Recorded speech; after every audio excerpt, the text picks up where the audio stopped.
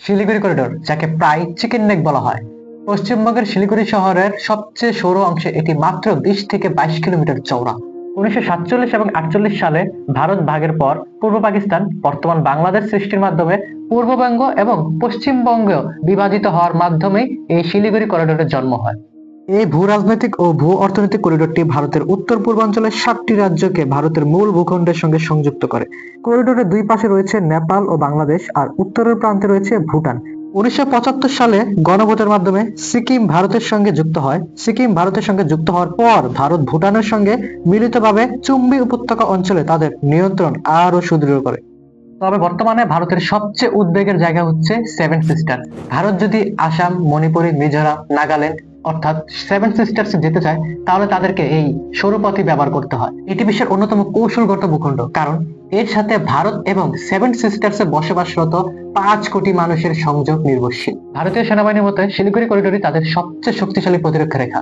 এবং সম্প্রতি সময়ে আমরা যদি লক্ষ্য করি, চীন কিন্তু নেপাল এবং বাংলাদেশের সাথে ভালো সম্পর্ক প্রতিষ্ঠা করছে, এবং এর ফলে ভারত সরকারের মাথায় দুশ্চিন্তার ঝাঁপ নেমে আসছে।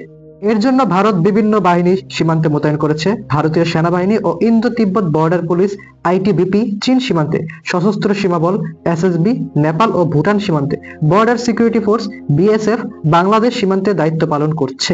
তবে 1971 সালে বাংলাদেশ সৃষ্টির পর এই করিডোরের উপর কিন্তু ঝুঁকি কমে আসে, এবং বর্তমানে যদি লক্ষ্য করি, এই ঝুঁকি কিন্তু ধীরে ধীরে বাড়ছে, কারণ বর্তমানে বাংলাদেশ এবং ভারতের মধ্যে যে সম্পর্কটা, এই সম্পর্কটা কিন্তু মোটেও ভালো অবস্থায় নেই। তবে ভারতের অভ্যন্তরীণ হুমকি এখনো আছে, যেমন ইউএলএফএ, এনএসসিএন এর মতো মিলিটেন্ট সংগঠনগুলি অতীতে এই করিডোরটি ব্যবহার করেছে। চীনের অগ্রযাত্রার সম্ভাবনাকে ভারতীয় কৌশলবিদরা এখনো গুরুত্ব দিয়ে বিবেচনা করে।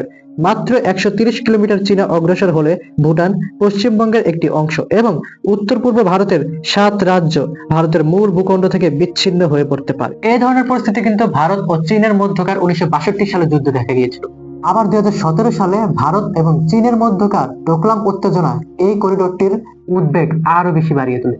তবে চীন সত্যি এই 7 রাজ্যকে বিচ্ছিন্ন করতে পারবে কিনা তা নিয়ে কিন্তু অনেক অনেক বেশি প্রশ্ন থাকে। আবার আমরা যদি একটু সেভেন সিস্টার্স এর দিকে তাকাই, তারা কিন্তু দীর্ঘ যুগের পর যুগ ধরে স্বাধীনতা কামী। তারা চাচ্ছে তারা একটি আলাদা রাষ্ট্র কাঠামো গড়ে তুলবে।